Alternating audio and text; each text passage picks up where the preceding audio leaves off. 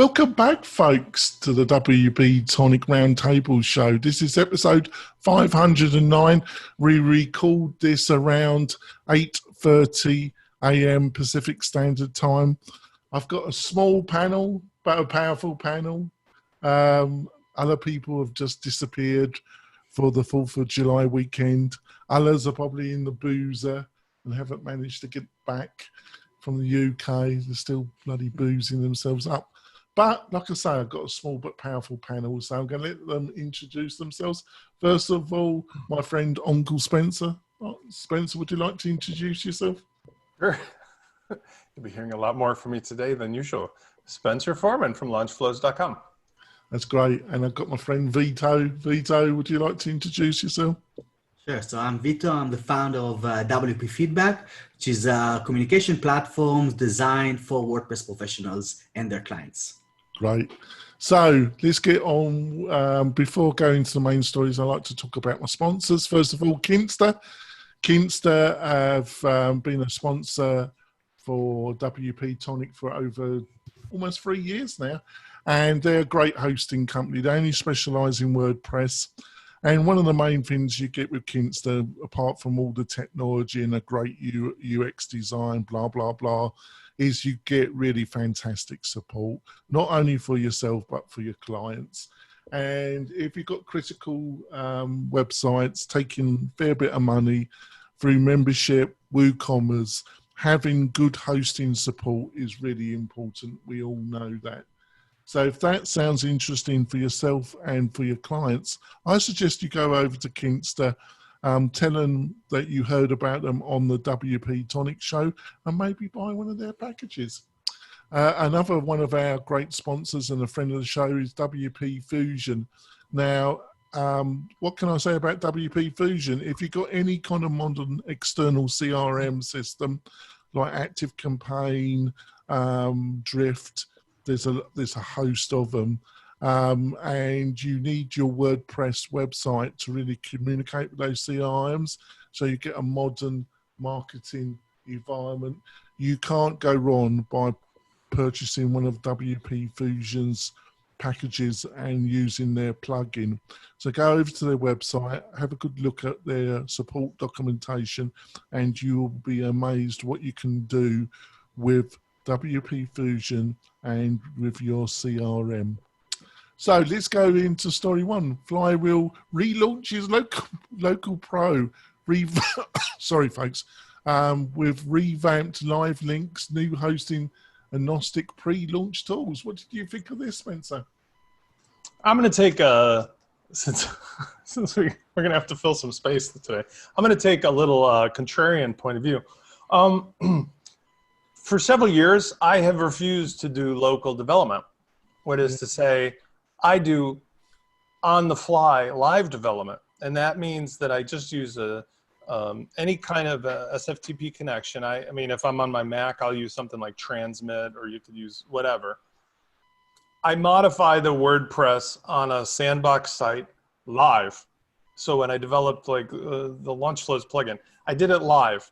And the reason I did it that way was because there are so many variables involved in a dynamic WordPress website, especially one involving membership or marketing automation, that it, to my mind's eye, is foolish to develop locally when the outcome of what's going to happen with the plugin has so much to do with what's happening in the array of things on the website. And furthermore, we've got automatic backups. So in other words, I have lots of other preferences, and I've used a few, but managed WP is a simple.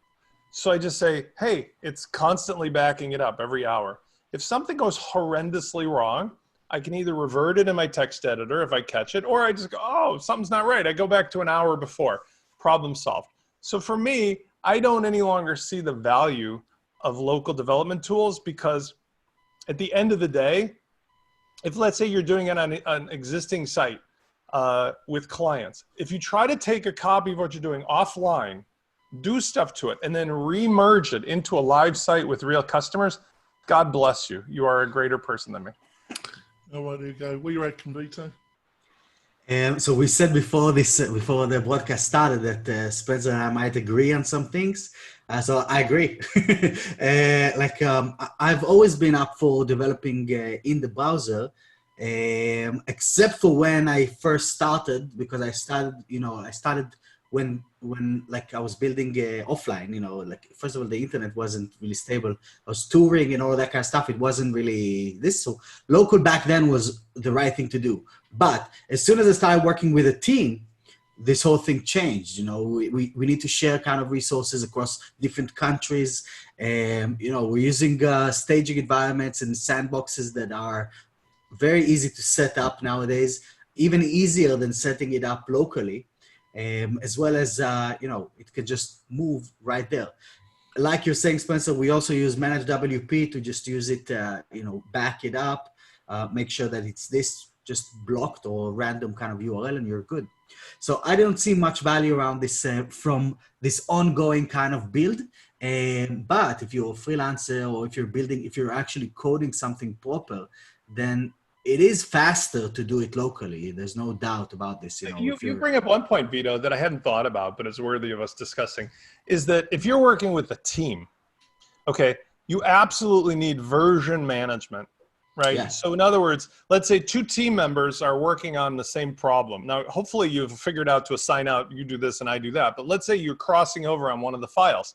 You absolutely need something to prevent Bob from overwriting Susie or Susie overwriting Bob. Most of us, like even as a solopreneur, I still do my coding where I fix it locally and then I immediately version it to my own GitHub. Right. Just because later I want to be able to compare like, oh, I had a bad day and I totally broke something. What's the problem? So other than the versioning, I can't really think, or in a team, I can't really think of a compelling reason. I'm not saying speed is not an issue, but like speed is so fast. Like I can't even imagine that's the issue. It's more just habit maybe of why people do it locally. Why still do it like that? Yeah. There's a lot of processes that are just kind of stuck from the old internet kind of thing, Speed for me is still a thing. You build locally, you build faster. There's no doubt about it. Just loading the builder is faster. But other than that, what is cool about what they're doing now is that now it's not only Flywheel, agnostic. Now this is something that you can use on deploy this everywhere, which is I think if anything, with a local tool, you would want to at least be able to do that, which is awesome that they did it right now. Yeah. Oh, we've got Adrian joining us as well. So thanks for joining us, Adrian. We're talking about the Story 1 Flywheel launches local pro. What did you think of that, Adrian? Pass? Let me catch up here real fast. Right, yeah, I'm just going to catch up. So shall we go on to Story 2 then? Coca-Cola, Microsoft, Starbucks, Target, Unilever, on and on and on. Are pulling their ads from Facebook. What do you think of this one, Vito? I can see why they're doing this. It doesn't seem like it's such an honest kind of a step. What is interesting though is that even though like Facebook has been called off by the Congress and by world leaders worldwide, basically who got them to change their opinion a little bit is just their advertisers, which is natural. These are basically the customers. So it's nice that they're listening from that angle and are addressing some of these issues that are happening within the Facebook ad system. From a small business point of view, we're actually starting to leverage this situation because the least advertisers you have on Facebook, the cheaper the ads. So we're getting better ROI on our ads whenever there are no elections or whenever there is something like that. Whenever everyone is pulling out, we actually push harder in. It's really hard. Yeah. It's really hard how to respond to this because you don't know if it's just a temporary glitch and when things quiet down and they're all piled back in. What can I do as when it comes to these things? I do my things in other ways, but when it comes to what drives the business, if I can keep it going, and I will. So what do you reckon, Spencer? I listened to a podcast. The Wall Street Journal actually has a pretty clever podcast on a topic a week or something. I was on my bike and they covered this topic. What was interesting to me, and I agree that, first of all, when the election's over, when hopefully we as a society have made progress on the virus and on the other Black Lives Matter and the other topics that have to do with like injustice and generally how we treat each other, the next big question is, do we want to go back as a society, a global society, to a world where social media allows the cesspool of hate and hate speech to be living in the same space as advertisers, brands? Because what this podcast talked about was the main reason that the advertisers pulled out was there was a social and moral imperative of being associated without any reasonable way to track it across millions of ad impressions, where there'd be a hate-filled, bad story, this behavior, sponsored by Coca-Cola or Tom Shoes or whatever. Like in the old days, if you put a show on CBS and you were the sponsor of the show, if something went wrong, you were on the phone with your ad manager like, hey, dude, this ain't happening. Give us a credit for $100 million back. Now, they have no way of knowing where their Facebook or Twitter or Instagram ads were showing up. And even the companies themselves, like Facebook, apparently admitted that they had overestimated the number of views for the things charged by a factor of 8. So all What do you mean? What does that mean? in other words, earlier this year, or maybe it was earlier last year, Facebook had to do a mea culpa by they apparently overcalculated the amount of ad impressions for videos and otherwise by a factor of 8 times. So people, the big brands, were being charged 8 times more than what they actually got exposure on. And they publicly admitted it. They finally had to concede to having a third party monitor their behavior. I forgot what the company was, but the one that normally monitors ads on behalf of brands. But the point I'm getting at is that the problem is not that these brands are so moral. They're not. They're only interested in the bottom line. But they're not stupid. They know no idea where their ads are showing up. They know if their ads get in the wrong place, it could be catastrophic under the high tense situation we're in with politics and race and talks about how we treat each other and health. Like, it's a corrosive, explosive environment. And so they're going to die down, lay low. The big question, and this is, by the way, I want to tie it into something else since we only have 4 of us.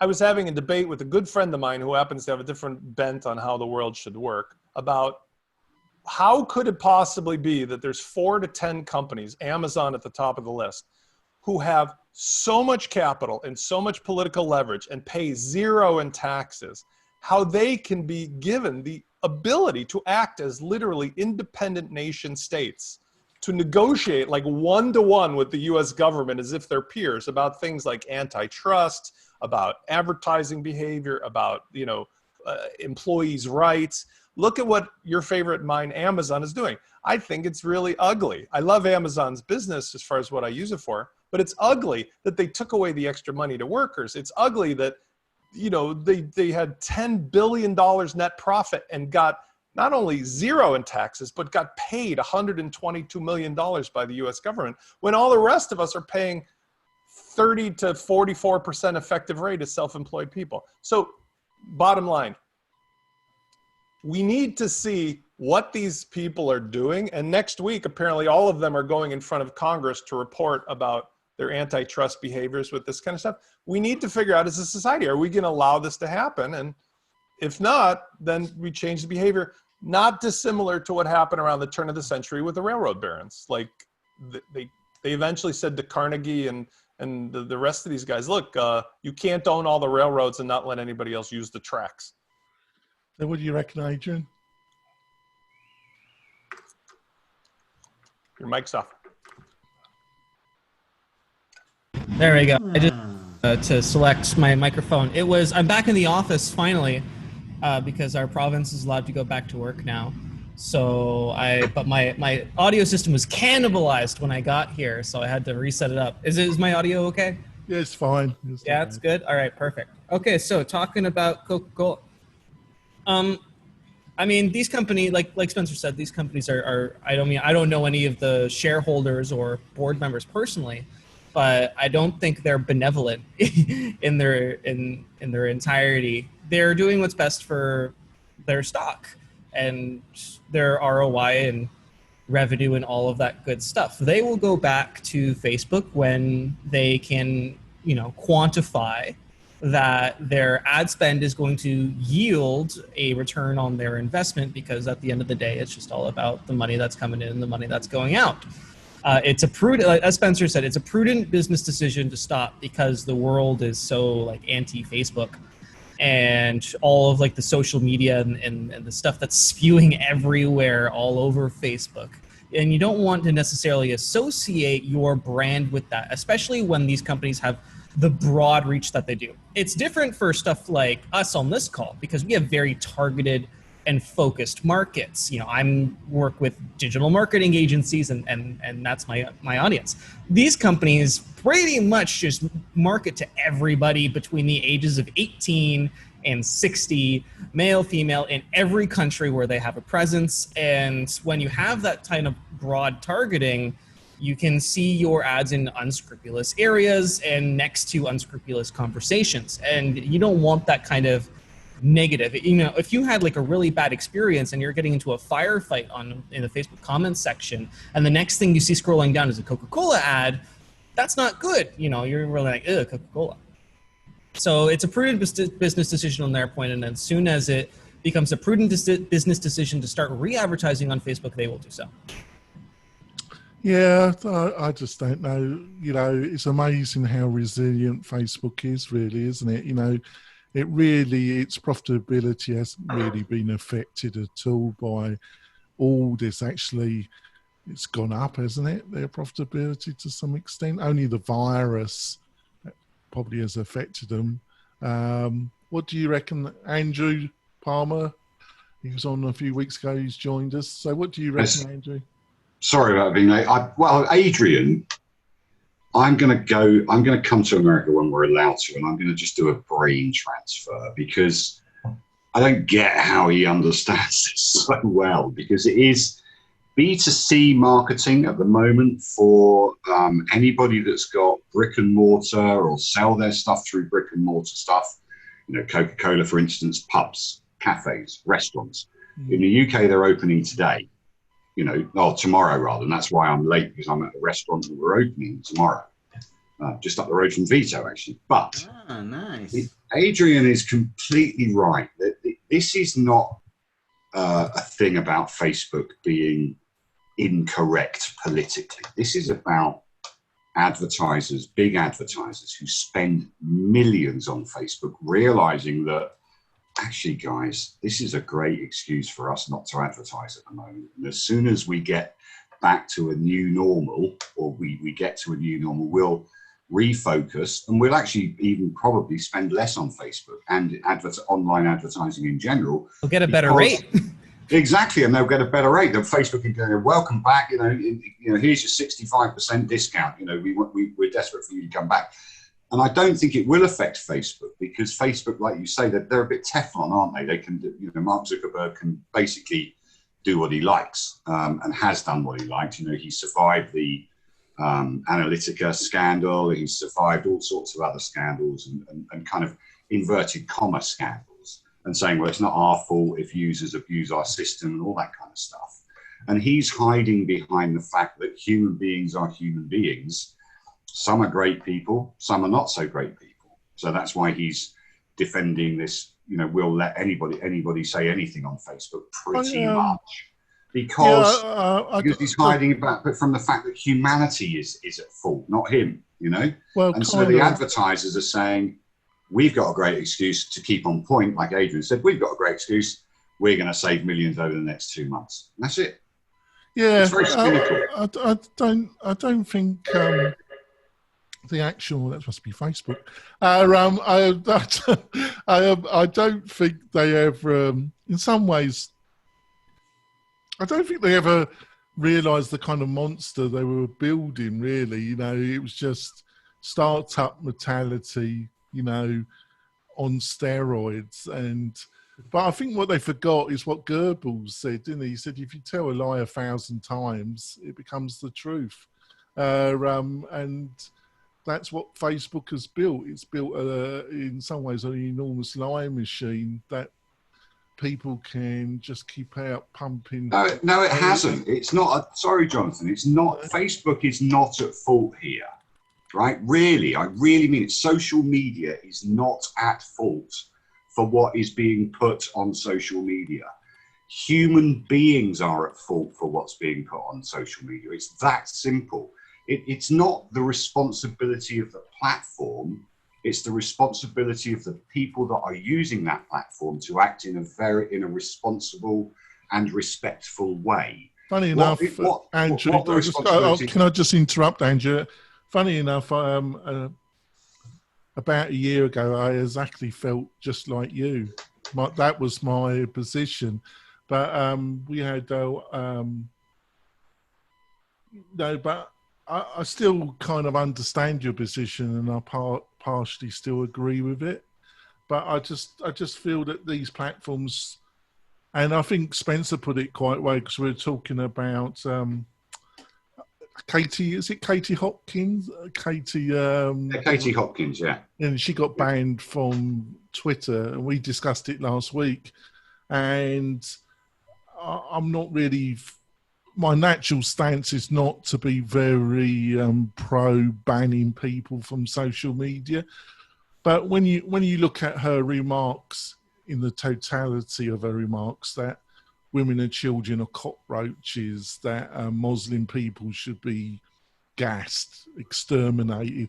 When you look at the remarks, I think in the end, I don't think they had any, and Spencer really put it quite well last week. I just don't think they had any. They had a banner in the end because of the totality of her remarks. You know, I completely agree, Johnson, because it's the responsibility of the platform to ban people that are like Katie Hopkins. No doubt about it. The only responsibility that they have... How does that work with what you've just said, though? When you say because I'm saying it's not their fault. I'm saying it's not the social medium's fault that human beings are horrible. You know, that's what I'm saying. So it is their responsibility to monitor the advertising, so they make sure that advertising, because they're taking money for that, to monitor that advertising, make sure there's no lies, no racism, no sexism, no genderism, whatever it needs to be controlled.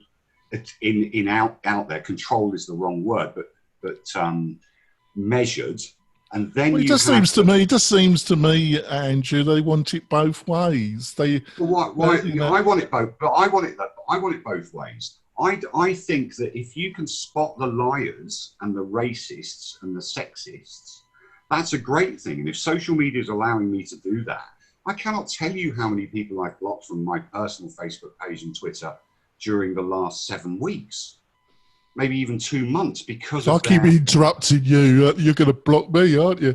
Yeah, exactly. Yeah, the point is that it's not the platform's fault for humanity's failings. That's my basic point.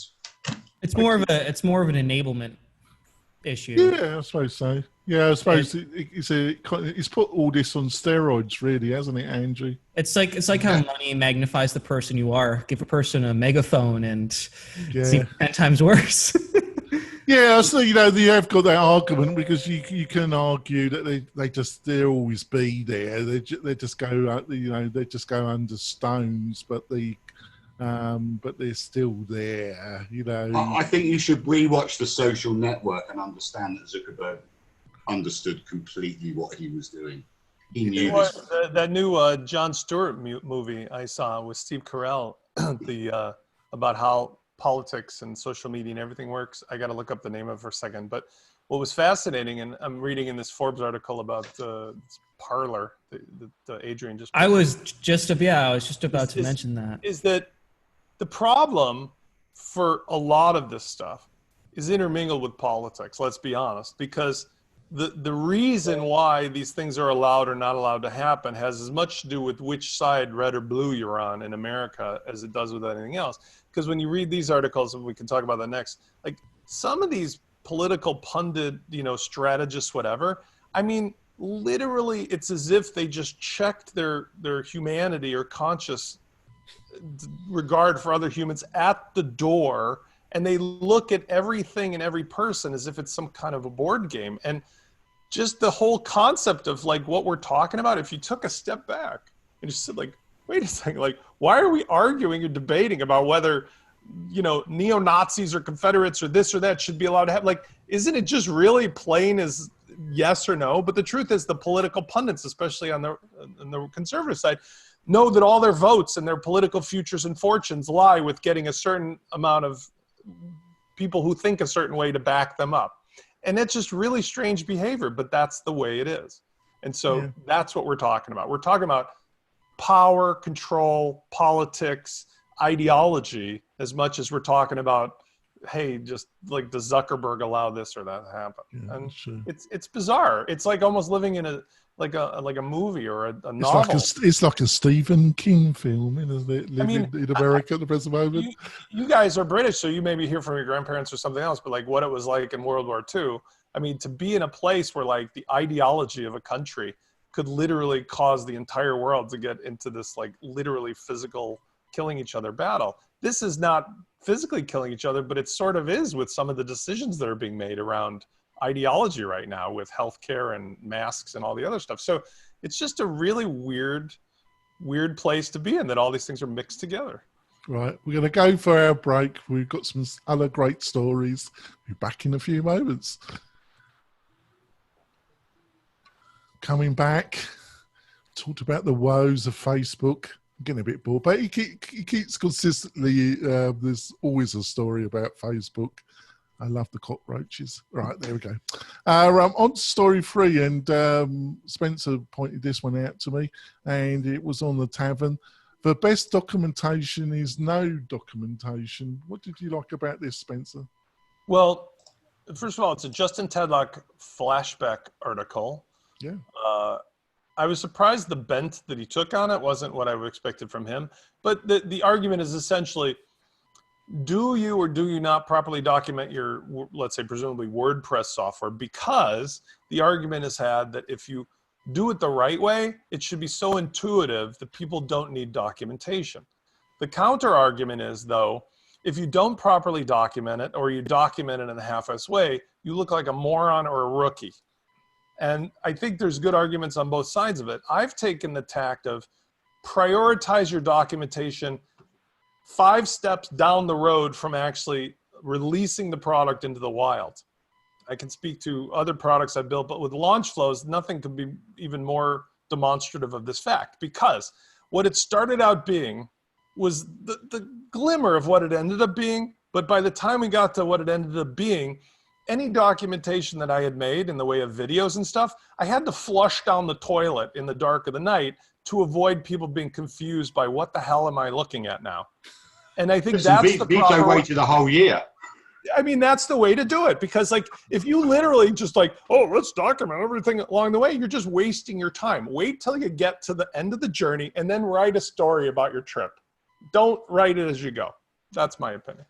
And I think sorry to interrupt, Vito, but you also got like, we were talking to Will yesterday, that works for Chris and the Lifter LMS crew, and he's produced a ton of training, but he produced it through YouTube. There's kind of third parties, there's ways around this. Sorry, Vito, what was you going to say? So I like your approach, Spencer, but like I wouldn't say that we didn't have any documentation. What did happen is exactly what you're saying. Every video that was created was irrelevant a week after, because we were building so fast. So at some point I just kind of like released for a little bit, so like, all right, fine. The gist of it is out there. We have a knowledge base with like how to install, and you take a screenshot, where is this license and all of these kind of things, which, I don't know why people are like, why do they need this? But they do. Like I can see that people are clicking through and are enjoying it helps them. What we did now is what you're saying, Spencer, and that was like a huge project. I had to kind of create all of the documentation from scratch again, 1 year in. And it seems like this is going to be like a yearly project that takes like 2 months out of the year of rebuilding the documentation of video series and all of that. Yeah, it's finally done, but I see the pain point in there. Something that he was talking about when it comes to maybe, and this is a great point to think about, maybe the reason why you need documentation is because your product is not clear enough.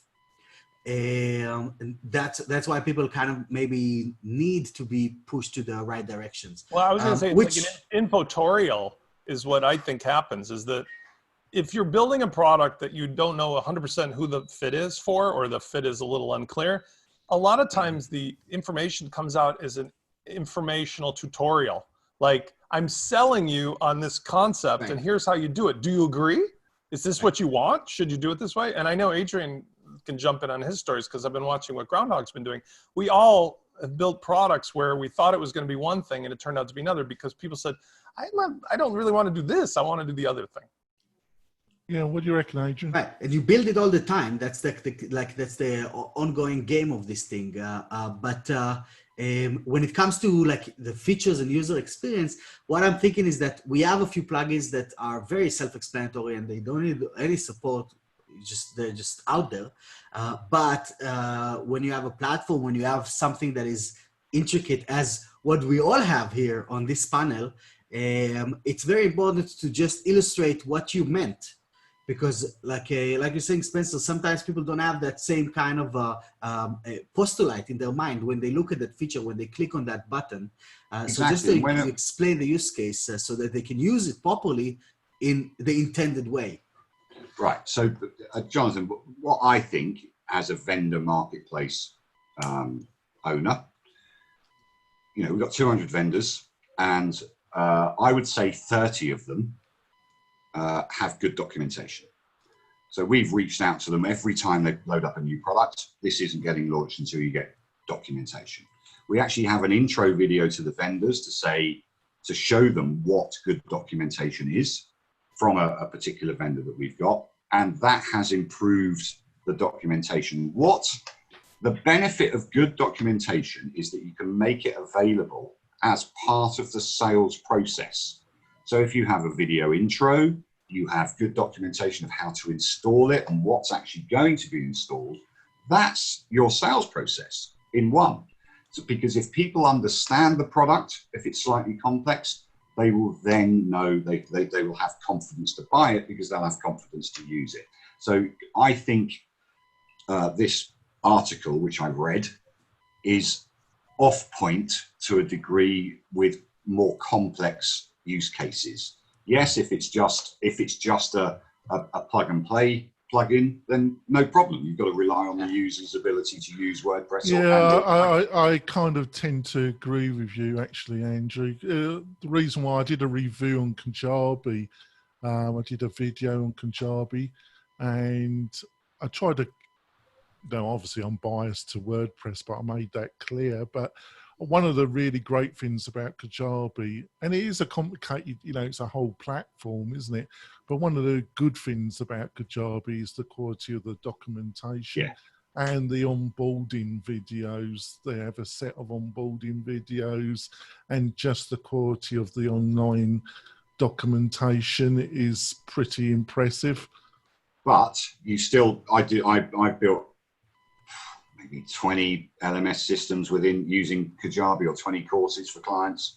You still have people who are desperate for help, and Kajabi consultants are unbelievably expensive. Or are they the right price? I don't know. But they're, to me, between 5 and 20 grand, they'll charge you just to set up your online course. Better become a Kajabi consultant, don't I? There we go. WordPress. I renamed it the Kajabi show. Adrian, what do you reckon? So it's been mentioned a couple times, but there are two types of products. There's utility products, and then there's platform products. I have an extensive platform product with close to 50 components that can be installed or not installed. And a lot of the times it's just not obvious. And this is possibly a fault. And I think what the article is making the case of, it should be obvious and you should be striving to make it obvious. I think I probably operate at this point one of the most complex and extensive plugin suites currently available, maybe after WooCommerce and EDD and maybe some of the LMS systems. But right after that comes Groundhog at this point, just because of its extensibility. I'll be truthful, I don't know how you do it.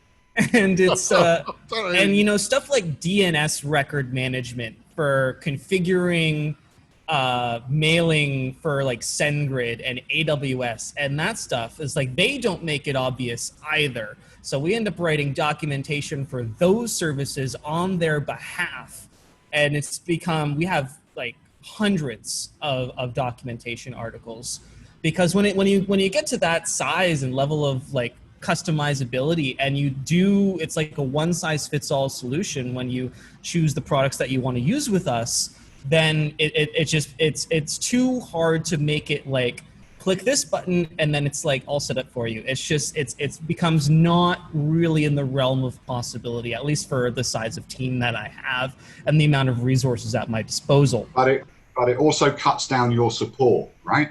Because absolutely, you've built this fantastic knowledge base. So people, you say, go to the knowledge base, and that's how it's done. You don't have to guide people through it. I have my 3 most popular articles are: how do I install an extension? How do I add DNS records for SendGrid? And why are my emails not sending? Like those are probably some of like the 3 most popular WordPress support issues, not only for my products, but ever. like if you had to choose 3, I think it would be those ones: DNS records, why are my emails not going out, and how do I install a plugin or an extension like that? My form isn't being sent to me. That's exactly. That's incredible. Yeah. Exactly. And I think, you know, documentation is kind of just like a reality of the WordPress ecosystem, because WordPress in and of itself is often not self-explanatory either.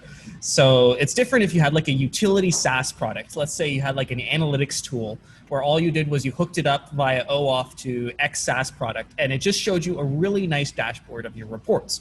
I think Monster Insights, if anybody uses Monster Insights, is a good example of that, where you just install it and you just look at the reports, and it's pretty super simple, and the only documentation that they really need is to connect it to Google Analytics, which they don't make it easy. So it's an inescapable reality. I find that the few things that help me minimize the amount of documentation that I need to create is WordPress plugins, after being installed, should redirect to whatever guided setup that they can provide automatically, so that they don't need to find it in the menu and you've automatically removed their support ticket, because without that, you'll get the support ticket.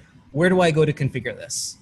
If it's just in the menu hiding under the settings page, for example, which a lot of plugins do. After you install it, it should automatically redirect to either the setting page or a guided setup process. Like a wizard, like some kind of the wizard. Yeah. Well, Number 2, all-in-one SEO does with an off switch. Pardon? All-in-one SEO has only just started doing that. No, I'd say, Adrian, your comment is well taken, but only with the caveat with an off switch. Because you don't need off switches. If I install your plugin and you redirect me, I'm going to hate you. Hate you so badly. Because the same reason, like when you install the outstanding WooCommerce plugin, it secretly makes you go install the new WooCommerce accessories plugin without telling you, and it also forces you now to go through that stupid do you want to go through our new setup thing or not? There's no like do it later or skip. It's just yes or no, and you're stuck. If you force somebody to redirect for that purpose, I would hate you. Not you personally. Well, you're entitled to your opinion, I suppose, and you could be right. But it seems to be working well for us, and we don't receive any more support tickets about it now. Yours doesn't redirect. Yours just shows a welcome screen. That's not the same thing I understood you to say. If you show a welcome screen, fine, that makes sense. Yours is actually pretty pleasant. I know what it is. I know where it's located. I can come back to it. But you said the word redirection, so maybe we just need to clarify. So when you install a plugin, it takes you to the guided setup. You go through the 7 steps, you input your settings, you get the discount code, you sign up, and you download the stuff that you need. I'm being pedantic because I'm old and cranky, and you kids today drive me crazy. But otherwise, your point is well taken. I'm against the idea of hijacking the process for anybody who's experienced. So when I install a plugin, and that's what I try to do myself. The problem is people get lost then, and it's all about avoiding getting people lost, because you can eliminate so many support tickets by just taking them to where they need to go. I think that can be handled more elegantly. And again, I'm not taking issue with the way you do things, although I do feel there's a difference between that. And I think if you make your plugin where it has a very clear, in the plugin tab itself, this is where you get help. This is where your thing is, in your tab. Because let's be honest, everybody's competing in the left-hand side of the WordPress admin dashboard for space. You just have your title and your icon. If when I go there, it shows me very clearly what my documentation link is, that's the way to do it, in my opinion. Because otherwise, everything you're doing is like vying for attention in a crowd of other things. And then it doesn't work, Spencer. Divi have been doing that for the last 2 years, pointing out the documentation. And in the Divi Facebook group, people are asking the dumbest questions, and they're fine. There's no such thing as a dumb question, right? Excuse the phone ringing. I'm in someone else's office. And they are still asking those questions. Facebook.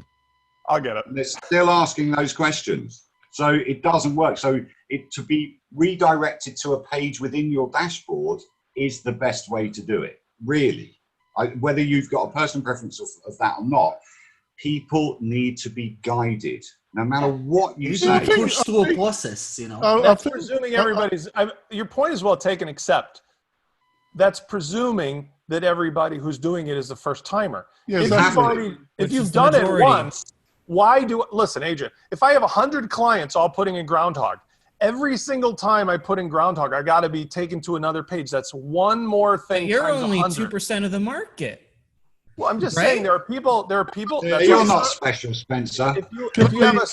Can I interrupt? Because I don't think it's an all or zero game.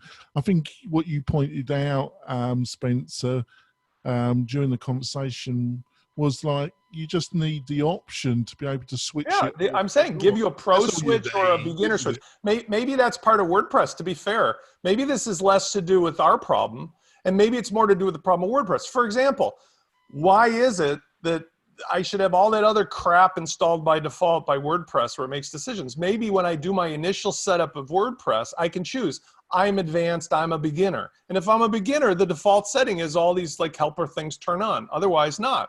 Likewise, maybe I can choose Gutenberg or not, and so forth. So I do find your point actually makes a lot of sense, but I'm just saying from the standpoint of the first time using thing versus the second, third, fourth, having any more things thrown at you or installed without my permission or like forcing me into a corral just annoys the hell out of me. And that's I think what the most disappointing thing, Spencer, is WooCommerce and the way they're doing it, because they're the worst of the worst, aren't they?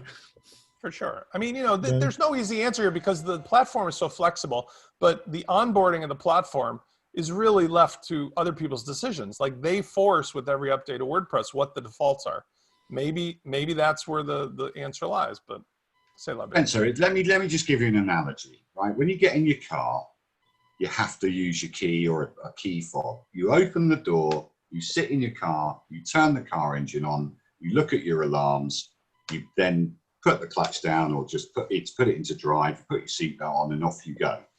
That's the process. And every single plugin that is coming out recently, even when you update all-in-one SEO, it takes you back to its own welcome screen. That cannot be a bad thing because it may have been updated to such a degree that you've missed something. And the same with Yoast, the same with many. WordPress does this after you update WordPress. They take you to WordPress welcome screen. It's like, here's all the new things. It's just a process. But I have the reciprocal argument. Andrew, you and I are old enough to remember. Remember there was a point in time when cars by law were required to have that automatic seatbelt attached to the door, that when you got in the car, it was like you had to like do a tightrope under the door because the seatbelt automatic, because they said you're too effing stupid to put on your own seatbelt. Sorry. The point is, remember how annoying that was? It was so annoying that they removed the mandate, and those cars only lasted for like a year and a half, 2 years. And then they said, oh, everybody's mature enough to put on their own seatbelt. My point is not that this is black and white, you're wrong, I'm right. It's that I do agree with your point. There are a subset of people, or maybe all beginners, who need this, but anybody else who's using the plugins professionally or on a regular basis, it just becomes one more seatbelt that's wrapped around your neck without your permission, and it becomes annoying to get into that car. Yeah, I'll just put in some anecdotal data. I serve probably 1,200 businesses in more than 30 countries, and you're the first person to ever complain. I'm not complaining like it's a complaint, but also, with all fairness, you and I are in the same position, although you're ahead of the game. You have a new product with new people using it for the first time. It's all relatively in the early days, and that's part of the whole process of learning what's annoying, what's not. I don't think your onboarding is annoying. I didn't say it. I said if you forced me to redirect to something and I didn't have a choice, I would hate you. And I still stand by that, because at the end of the day, if I had to use your product regularly on all my clients as a utility, as I hope it will one day be, I would want to have the choice of just turning it on and calling it a day, not having to go back and click back from another screen. That's it. I'm going to drop one story. I'm just going to go on to story 6, because I think, and then we go on to our recommendations, and then we wrap up this puppy. CCPA enforcement starts now, and most companies aren't ready. And this is concerning the California, and I think it's around privacy. You've got to have a privacy policy in that. I think you probably know a little bit about this, Adrian. What did you think of this story? So if you're a business and you're compliant with GDPR and you're compliant with CASL, Canadian Anti-Spam legislation, GDPR being General Data Protection Regulation, then you're pretty much already pre-covered. There is a specific clause I think you have to add to your privacy policy for California residents. But you can probably just Google CCPA and get the blurb and just stick that in your privacy policy, and you're pretty much covered. The rest of any of the infrastructure that's needed to handle requests, like de-information requests from California residents, can also already be processed by your existing GDPR infrastructure. So not a whole lot to do. If you're not compliant with GDPR or CASL, then I recommend you go do that, and you'll pretty much get like 99% of the way there to being compliant with CCPA. And there's so much documentation on GDPR compliance now, and WordPress has GDPR compliance tools. Groundhog has GDPR compliance tools. Most major CRM and marketing automation tools have GDPR compliant tools. So it's a very, very, very short step. You just have to add a little blurb in your privacy policy pertaining to California residents. You can get a copy of that blurb just by Googling it. It's good for everybody. It's not like they're making you not able to send emails to anybody. That's not what's happening. It's just making sure that California residents' information is protected. You're not selling it to anybody or doing anything unscrupulous with it, which most people aren't, unless you're a spammer, in which case, you know, there's not much I can say that will help you. But go do GDPR. You'll be 90% of the way. Get the blurb. You're pretty much good to go, and it's not necessarily something that you need to worry about in detail. Especially if you're not an organization based in California. The special thing that they've added, and correct me if I'm wrong, because I am often wrong, but I think it's the do not sell my data link to a special form. I think that's part of CCPA rather than GDPR, because that's not included in GDPR. You can get around that just by not selling people's data. Most organizations that are going to be watching this show are going to be small businesses, and they're doing their own thing, creating courses, selling WordPress plugins, whatever it is that you do. You can easily solve that just by putting a big disclaimer in your terms of service and or privacy policy that says we don't sell any data. You're good to go, and then and that saves you there. What's concerning is the amount of organisations, small and large, that have come across. They don't have a privacy or terms of use.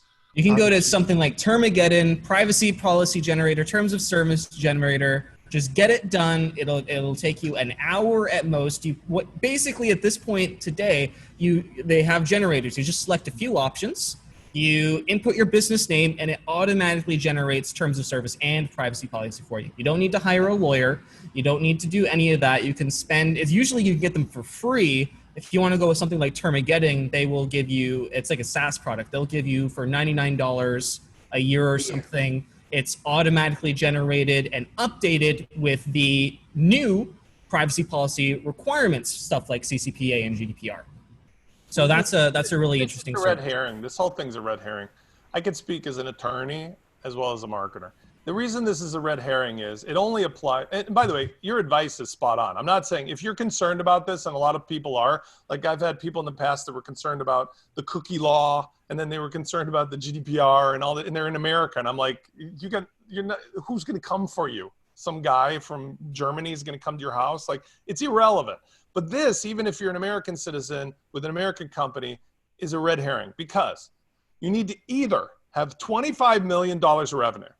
Wow. If you get to that point, I'm pretty sure you got a corporate lawyer on Stay out of it. or 50,000 customers, consumer information.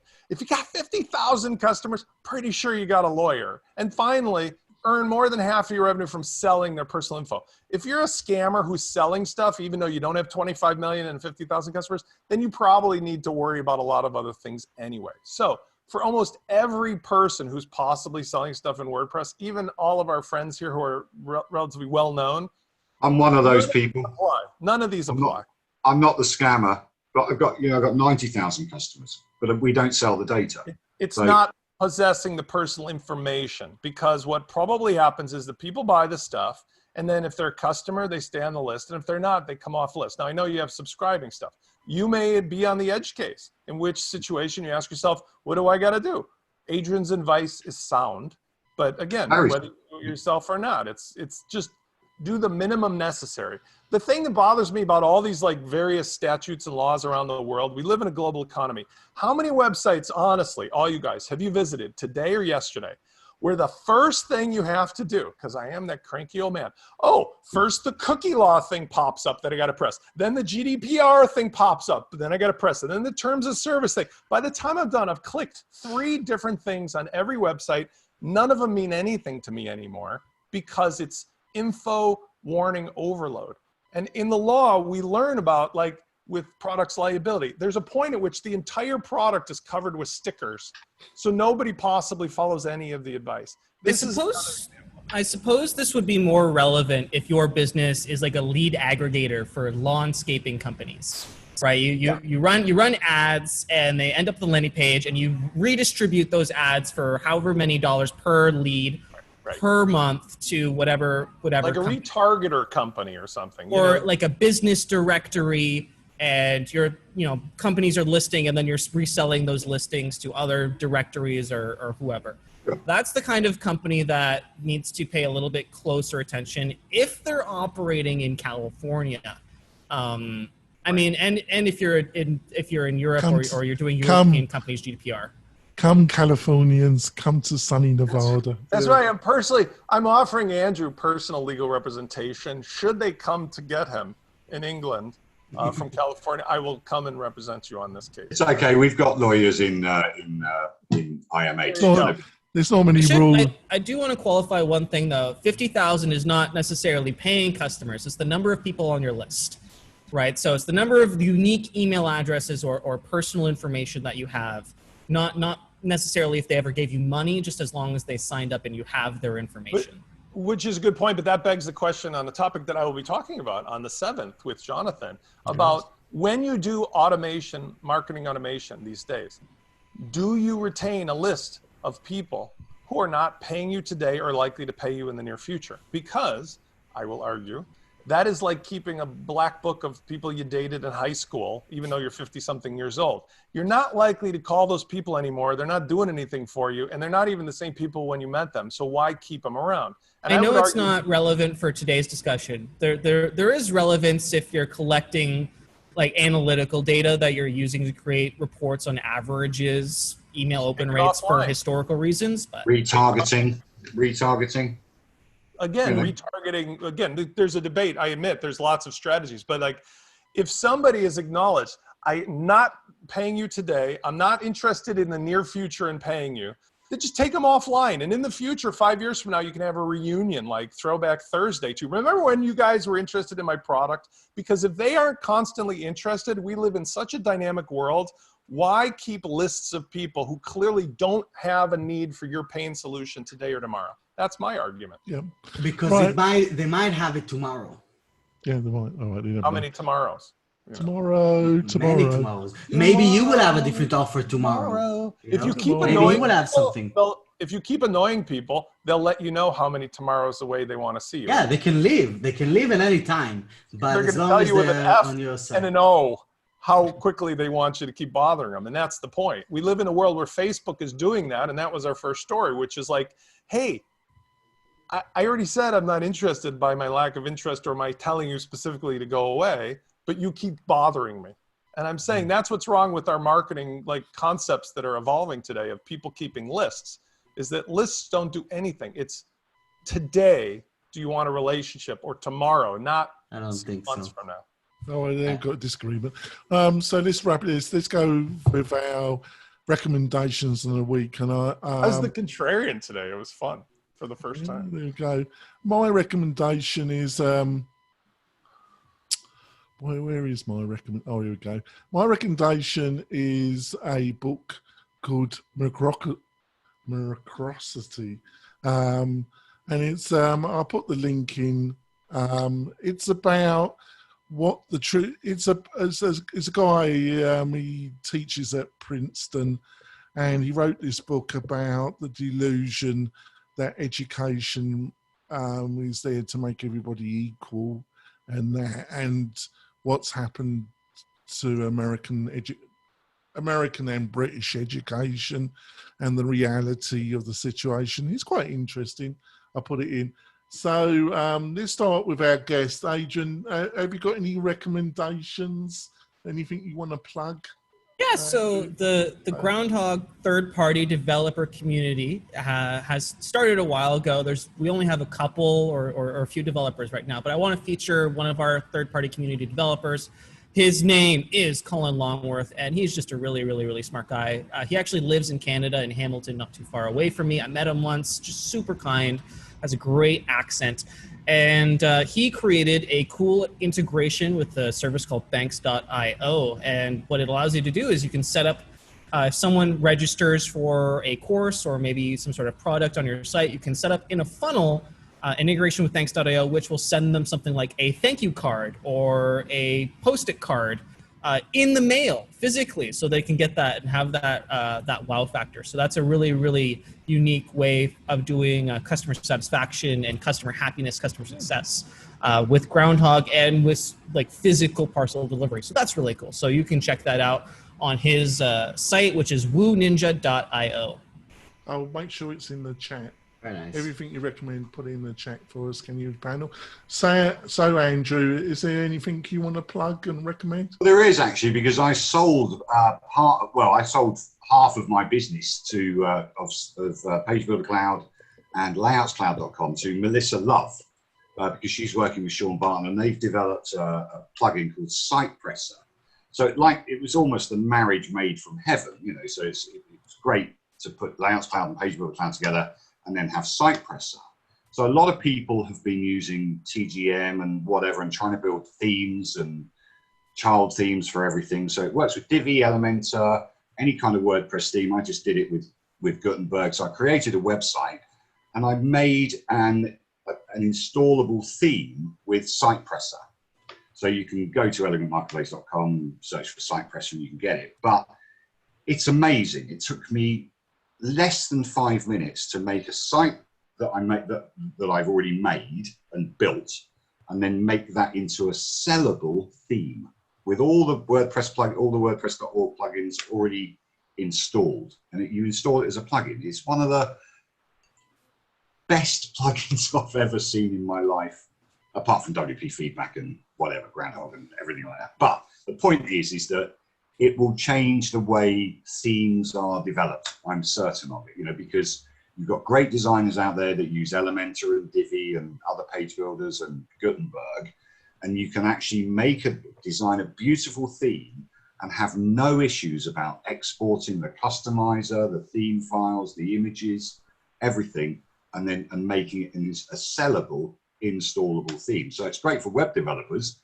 If they want a quick start theme, they can go to Layouts Cloud, make it, or go to Page Builder Cloud and make it, and boom, SitePresser will give you an installable plugin that installs all of the files, including all the customizer files as well. That's great. So Make sure the link's in chat. Can you? it's in there. It's in Right.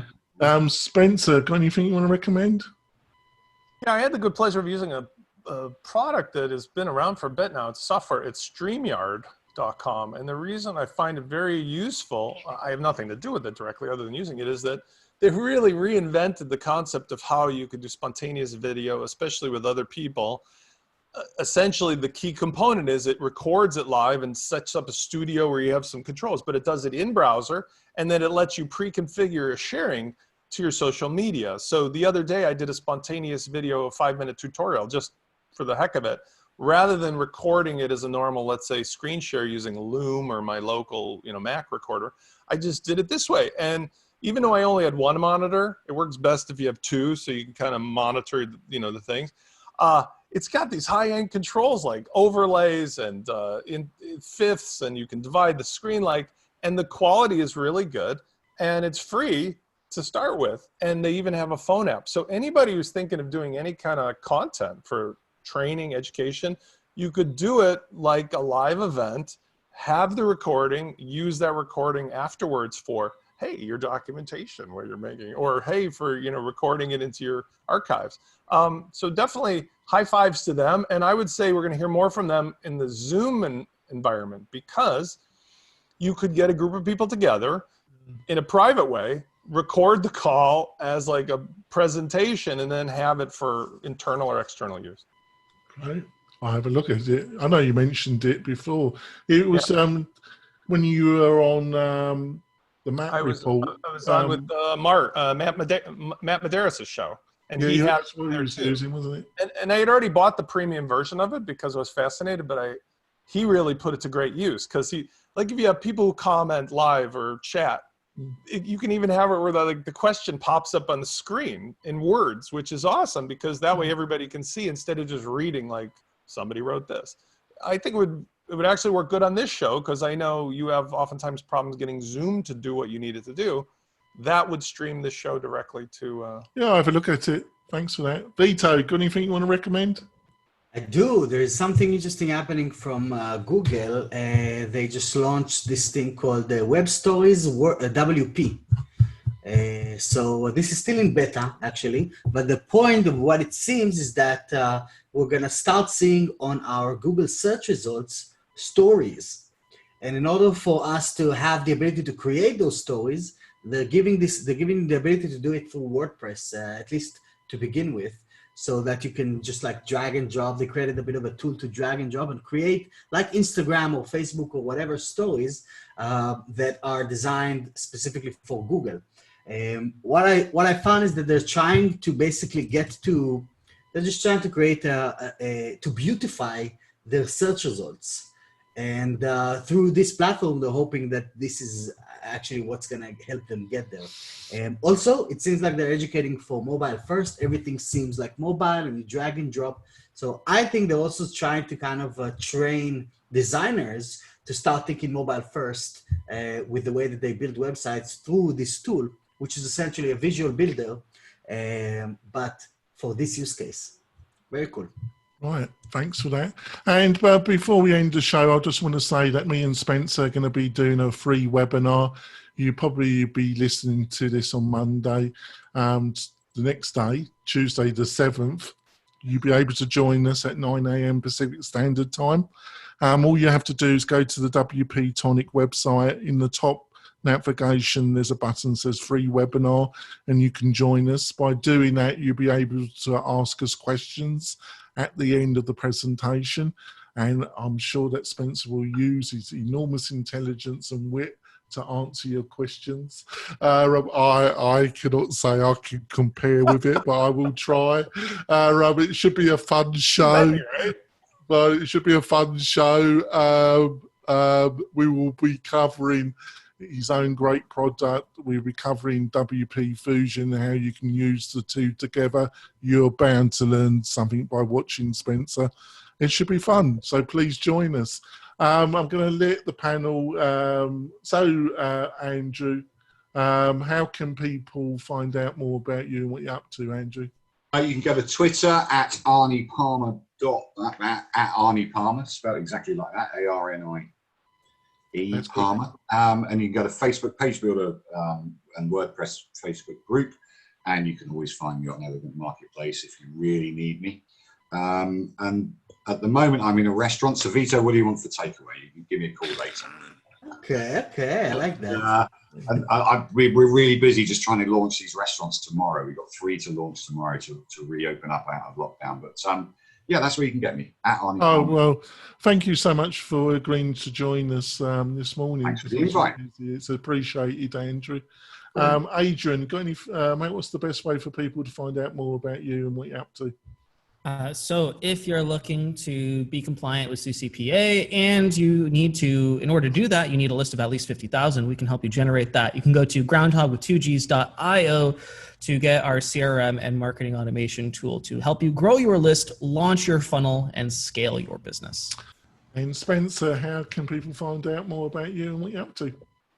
Come visit me at launchflows.com or in the Facebook group at facebook.com/groups launchflows, and we can talk about anything related to this stack of stuff, including your Groundhog or your CRM needs and your marketing automation and how that works together with your WP Fusion stuff, which we'll focus on when we see you on the 7th. Vito, how can people find out more about you? And have you got any of your champagne still left? Actually, Oh, yes. I very much do. Because I haven't really drank it. I just, I drank like a couple of glasses and then it just stayed here for like a week since the last, since I did that video. I don't think it'll be good anymore. No, it's not good. It's just still here. That's the only thing. But yeah, you can find me at wpfeedback.co. We celebrated 1 year, as Jonathan just mentioned, just last week. So yeah, everyone is welcome to join. A lot of, and even find that kind of video on YouTube, the 1 year anniversary, to see what we've been up to. We did loads this year, and it's a pretty cool video to watch. Yeah, I'm going to join your community and try and be more active into Awesome. it in the next few weeks. It's something that I've been putting on my list of things I've got to do. So I will attempt it. And it's a You're more great than product, welcome. folks. And Vito's a friend of the show, and he's always welcome as a panelist. I think we've had a great show, folks. We'll be back next Friday with another list of stories, another great panel. Join us. It's always great. I always enjoy these shows. I'll see you next week, folks. Bye.